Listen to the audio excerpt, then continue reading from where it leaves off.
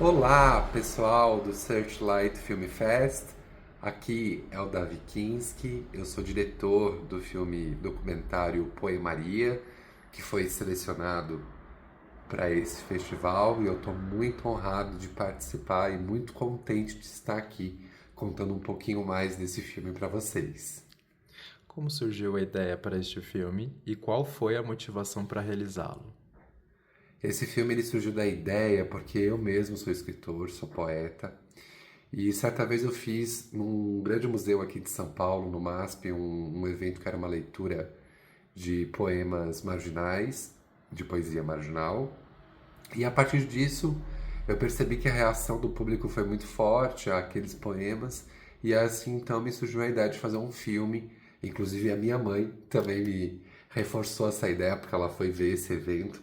Ela falou: por que você não faz um filme exatamente assim, com as pessoas declamando os seus poemas preferidos e contando um pouco mais sobre a sua poética? Legal. E foi assim que surgiu a ideia de poemaria. Que ótimo. E quais foram os obstáculos que você enfrentou quando estava começando? Ah, pois é. Eu sou formado pela Academia Internacional de Cinema aqui de São Paulo, né? Aqui no Brasil. E fazer cinema aqui no Brasil realmente é um desafio, assim, não é muito fácil. Foram 9 anos de processo para documentar todas essas 23 personalidades. Muitos dos entrevistados são pessoas célebres, pessoas famosas aqui no Brasil. Então a agenda dessas pessoas realmente era uma coisa muito complicada. Mas o filme, ele se debruça em 23, 24 personalidades que são artistas ou pessoas que têm a ver com a retórica da palavra. E essas pessoas têm um momento performático no filme onde elas declamam os seus poemas preferidos, né? Então era importante que o elenco do filme fosse composto de pessoas que tivessem algum tipo de intimidade com a palavra. Então, por ser muito específico e por ter esse resultado tão íntimo, foram 9 anos de processo. Nossa, muita coisa, né? E vamos falar então de questão financeira, né? Como é que foi os desafios, né, que você enfrentou durante as filmagens para levantar né, a Sim, verba? então, eu filmei de maneira completamente independente, com recursos próprios, com recursos meus. E aí, depois de 7 anos de processo, nós ganhamos um edital da Secretaria da Cultura do Estado de São Paulo para a finalização. Então, nós ganhamos em dólares, como se fosse mais ou menos 40 mil dólares para Nossa, finalizar o filme, né? nossa. E como é que foi a gestão dos recursos humanos, né, para a produção dessa Ah, foi, como eu disse, produção? desafiador, porque eu gravei praticamente sem recurso algum, né? Não tinha verba na época. Eu tive só depois para finalização. E aí sim eu consegui, com o dinheiro da finalização, pagar a minha equipe, direitos autorais, correção de cor, masterização. O filme a gente estreou num dos maiores festivais aqui, tive a honra de estrear num dos maiores festivais do Brasil, que é o Festival de Gramado. E tivemos uma belíssima estreia e realmente valeu bastante a pena tanto esforço. Legal, você falou que teve verba somente no final, né? E como é que foi? Qual foi os desafios para gravar este filme? Como é que foi os desafios durante os sets, né, de filmagem? A principal dificuldade era exatamente de fazer essas personalidades declamarem. Muitos não eram atores, né? A gente tem bastante ator e atriz no filme, mas temos também médicos, professores, pessoas que não têm uma familiaridade, né, com Uhum. a interpretação.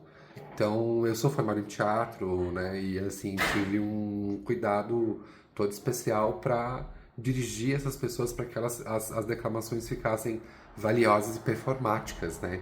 E eu acho que durante o filme a gente fica bem preso, né, em algumas delas, exatamente por esse trabalho que eu tive de, digamos assim, direção de atores, mesmo que alguns não eram e não são atores na vida real, né? Uhum.